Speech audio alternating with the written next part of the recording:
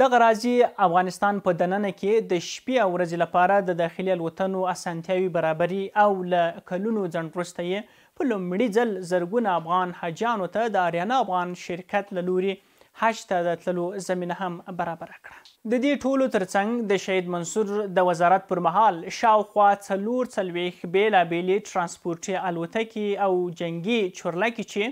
د جګړو پر مهال زیانمنې شوې وي او له الوتنې لوېدلې وي بیا ورغول شوې او په ملکي هوایي چلند او هوایي ځواک کې ګټې اخیستنې ته وسپارل شوې. یو وړاندیز لرم، هغه دا چې شهید ملا اختر محمد منصور تقبله الله د اسلامي امارت په پیل کې د افغانستان هوایي چلند ته د پام وړ کار کړی دی، نو باید د افغانستان یو هوایي ډګر د دغه شهید په نوم باندې ونومول شي. د امریکایي یرغل پر خلاف یې وسلواله مبارزه په 2001 میلادي کال کې د اکتوبر پر 9 افغانستان باندې د امریکا یرغل وروسته شهید ملا اختر محمد منصور د اشغال پر وړاندې جهاد پیل کړ. د نوموړي په جهادي ژوند کې د امریکا پر ضد د جهاد مرحله د ده لپاره له سختو ازمایښتونو او ننګونو ډکه وه.